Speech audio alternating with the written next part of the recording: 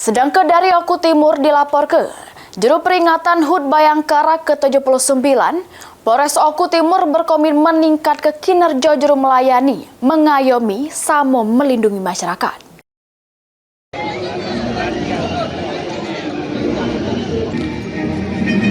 Gelar upacara peringatan Hari Bayangkara ke-79 di halaman depan Polres Oku Timur. Polres Oku Timur berkomitmen meningkat ke kinerja juru melayani, mengayomi, sama melindungi masyarakat, khususnya di Kabupaten Ogan Komering Ulu Timur.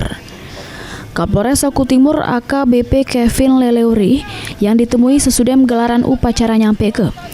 Sesuai tagline HUT Bayangkara ke-79 kali ini, Polri untuk masyarakat, Samo Polres Oku Timur bakal terus berkomitmen meningkat ke kinerja, baik dari segi pelayanan sama perlindungan juru menjaga stabilitas keamanan di bumi sebiduk sehaluan. Dari Polres Oku Timur sesuai dengan tema Polri untuk masyarakat, kami tetap akan melayani masyarakat dengan baik, ya, dengan totalitas, dan juga akan menjaga stabilitas keamanan negara khususnya di wilayah Polres Oku Timur. Upacara peringatan HUT Bayangkara merupakan puncak perayaan Hari Bayangkara ke-79.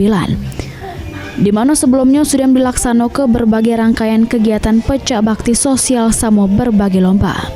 Elvenry Jeffriyadi, PAL TV.